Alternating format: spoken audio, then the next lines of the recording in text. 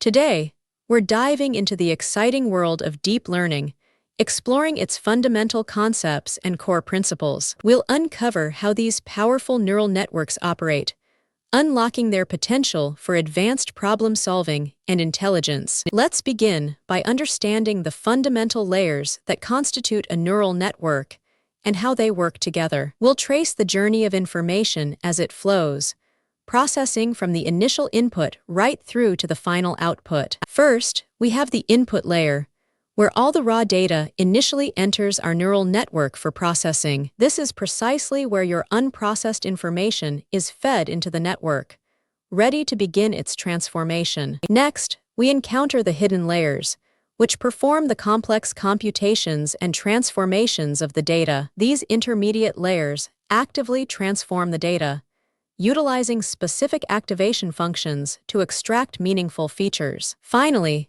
we reach the output layer, which is responsible for delivering the network's ultimate decision or prediction. This crucial final layer is where the network generates its prediction, whether it's a classification or a regression result. Now, let's break down the essential components that make up a single neuron, the building block of these networks. These fundamental building blocks enable our networks to perform incredibly complex pattern recognition tasks effectively. At the core, we have the neurons themselves, acting like tiny computational units within the network. Neurons receive various inputs, process them internally, and then pass on their computed output to the next layer. Specifically, they sum weighted inputs, incorporate a bias term, and then apply an activation function. Next, let's talk about weights, which are crucial for determining the influence of each input. Weights essentially control the strength of connections between different neurons,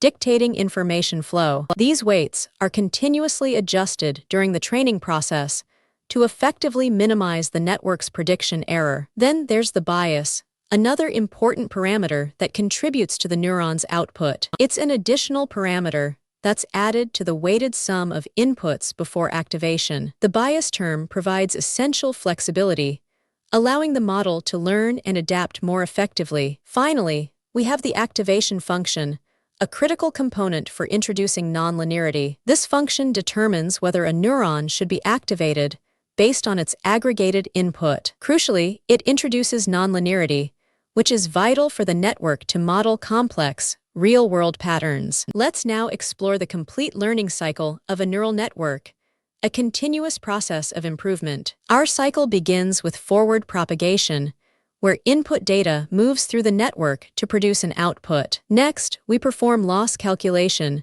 determining how far off our network's prediction is from the actual target. Then comes backpropagation, where the error is propagated backward through the network to update parameters. Finally, we execute the weight update step, adjusting the network's weights and biases to reduce future errors. Today, we're diving into activation functions, a crucial component in the architecture of neural networks. These functions are essential for introducing nonlinearity, allowing our neural networks to learn complex patterns. First up, let's explore the sigmoid function, a classic choice for introducing nonlinearity in neural networks. The sigmoid function, denoted as sigma of x, equals 1 divided by 1 plus e to the power of negative x. Here, sigma of x represents the output of our sigmoid function, which is a value between 0 and 1. The variable x is simply the input to our function, typically the weighted sum from the previous layer. And e stands for Euler's number,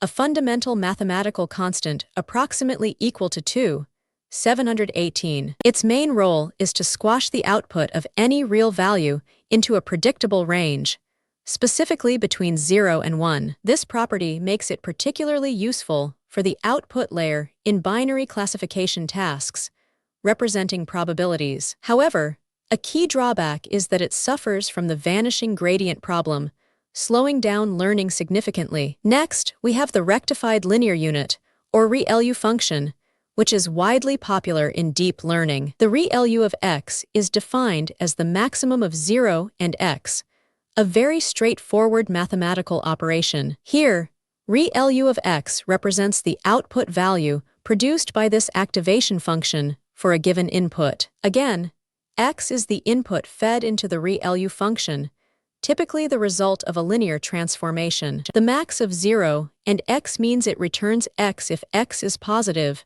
and 0 otherwise. Simply put, if the input is positive, it outputs the input.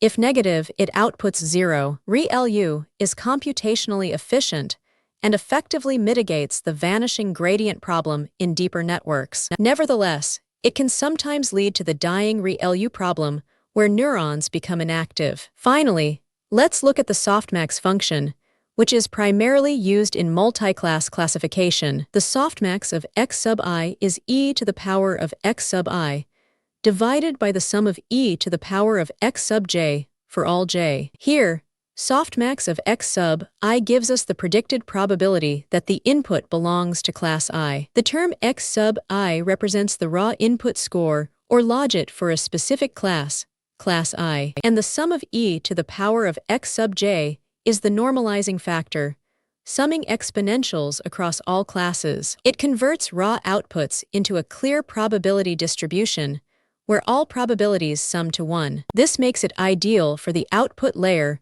when performing multi-class classification, giving class likelihoods. However, it can sometimes face numerical instability, especially when dealing with very large input values. Now, let's shift our focus to loss functions, which are crucial for training neural networks. These functions quantify the prediction error, guiding our models toward better optimization and accuracy. Our first loss function is the mean squared error, or MSE, a common choice in regression problems. MSE is calculated as 1 over n times the sum of the squared difference between each true y and its predicted y. MSE, as we mentioned, stands for mean squared error, which is the overall loss value. Here, n represents the total number of data points or observations in our dataset. Y true sub I is the actual, observed value for the ith data point in our training set, and y predicted sub I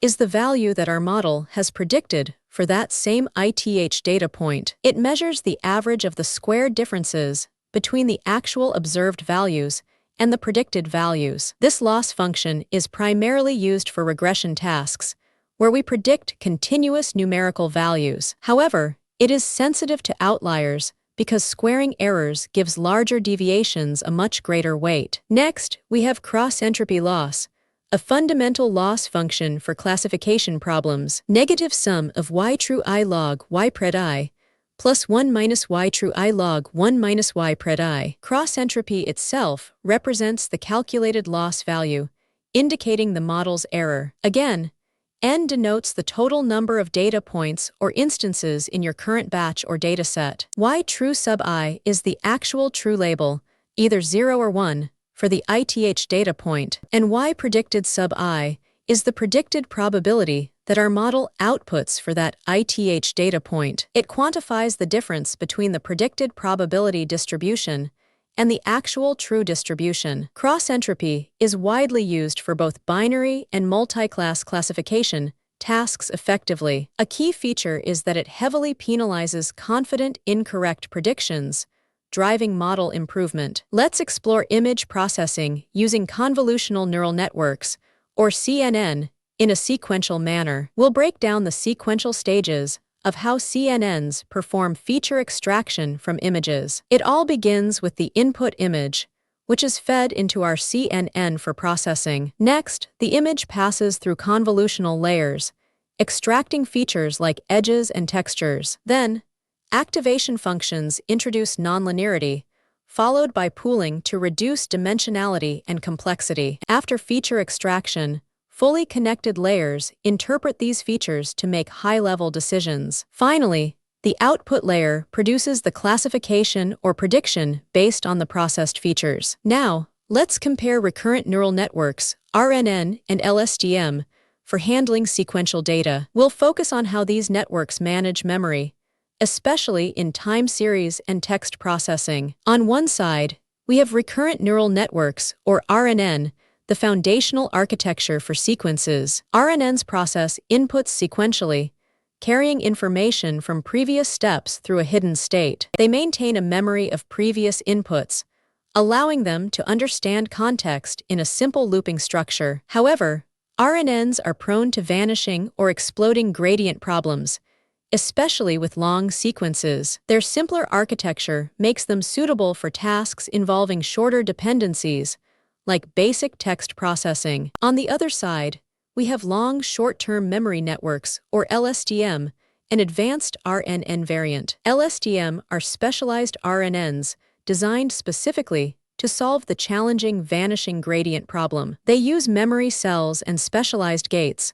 like forget, input, and output gates, to control information flow. This sophisticated mechanism enables LSTM to effectively learn and retain long-term dependencies in data. However, LSTM are more computationally expensive due to their complex internal gate mechanisms. Now, let's dive into the core concepts of transfer learning, a very powerful technique in deep learning. The main idea here is leveraging models that have already been pre-trained on vast datasets for new, related tasks. Pre-training means a model initially learns general features from a huge, diverse dataset, like ImageNet. Then, fine-tuning involves adjusting these pre-trained weights on a smaller dataset, specific to your new task. Another method is feature extraction, where we use the pre-trained model's output layers as powerful features for our new model. A huge benefit is significantly reduced training time, as you're not starting your models learning from scratch. Crucially, transfer learning often performs well even when you have only a limited amount of data for your specific task. All right, let's recap everything we've covered in this module with a concise summary. Here are the key takeaways, the most important points you should remember from our discussion. Remember, neural networks are brain-inspired computational models, organized into input, hidden, and output layers. The learning process involves forward propagation, calculating loss, then backpropagation, and finally updating weights. Activation functions, like ReLU and sigmoid, introduce crucial nonlinearity, enabling the network to learn complex patterns. Loss functions such as mean-squared error and cross-entropy quantify prediction errors, guiding the optimization process effectively. CNNs are brilliant for image processing, extracting hierarchical features using their convolutional and pooling layers. RNNs and LSTM handle sequential data. LSTM specifically address and overcome RNN's long-term memory challenges. Finally, transfer learning reuses pre-trained models to efficiently solve new, related tasks with less data and training.